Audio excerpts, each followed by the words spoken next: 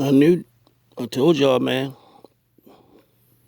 a motherfucking nasty Nate, somebody on his team dropped the ball. No pun intended. But somebody on his team dropped the ball. Let y'all see for yourself. Ryan Garcia talks about the Paul brothers. The motherfuckers been sparring. The motherfuckers been training for a couple of years every day. These guys are professional fighters, man. People just look at them as YouTubers. People just don't want to face the fact, man. These kids are fighters, man. I know a fighter when I see one. Check this shit out. Yeah, Jake Paul's going to fight Nate Robinson on the undercard of Roy Jones and Mike Tyson. Talk to me about the Paul brothers because, I mean, I got to give those This interview is before the fight. guys credit. Like, and Yeah. Teddy can probably attest to this. It takes a lot of courage to get in the ring and to have your first fights in front of 10,000 people or whatever they're packing in those stadiums. Yeah. I mean, listen, I'm not a huge fan of seeing amateurs fight, but I'll give that guy credit. Like, those guys actually show up and are decent fighters. So, Yeah. talk to me about that fight and who do you like? Is he going to beat Nate Robinson or is the athleticism of Nate Robinson going to be too much? Okay, so I mean, it's crazy. So the way I met the Pauls is Jake Paul noticed me when I had like 70,000 followers and I wasn't big, and he came over my house and he came to my house in Victorville, a very small town, um, in the middle of nowhere, and he came and visited me and just said, I think you're going to be doing something great, and I did, but he called it from a long time ago. And then we just became like, friends, and he always loved boxing. He wanted to get into it. And I'm like, oh, it's a pretty serious sport. You might want to take it very serious. And, I've seen him go from point A to now where he's at. And it's like, now he's fighting on these big stages. And I'm like, okay, but I give him credit because he put in the work before. That's what Nate Robinson doesn't understand. This guy trains every day with a professional coach and spars professionals and sometimes gets his ass whooped, but not really. Like, he goes in there and does his thing.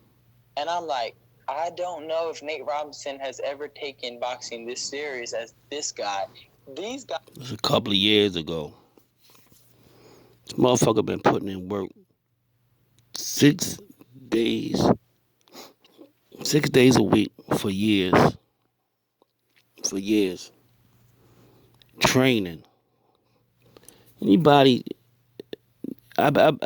these guys better stay away from. If you're not serious about boxing, man, stay away from these guys, man. If you don't want to, if you don't want to become, if you don't want to become the joke of the month, man, you better stay away from the Paul brothers, man.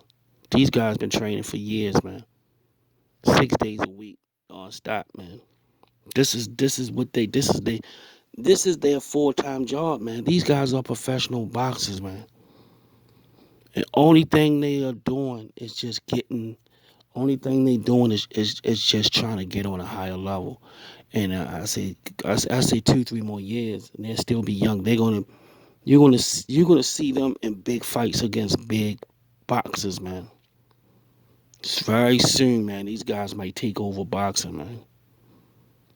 I won't be surprised if these guys take over boxing. But they just getting their name up, man, knocking motherfuckers out. They gonna find another victim, man, because people love money, man. Somebody lied to Nate. Somebody lied to Nate. Hey, man, we'll give you $6,000, I mean $600,000 up front, plus whatever we make on the back end. You know, for one night, you probably make $2 million. Nate said, "Damn, man, shit, I'm retired, man. These motherfuckers is this. I can go in there and kick this kid ass, man, and make $2 million. They'll give me 600,000 on up front and give me some money on the back end. Damn, man, I can go in there and kick his ass, man. Probably more than that." Somebody lied to Nate, told Nate, man, you can kick this. Somebody gassed the shit out of Nate and told him he can beat that guy, man. Cause I doubt it if he did it on his own. I believe somebody lied to him. They knew once they look how fucked up he was fighting out there.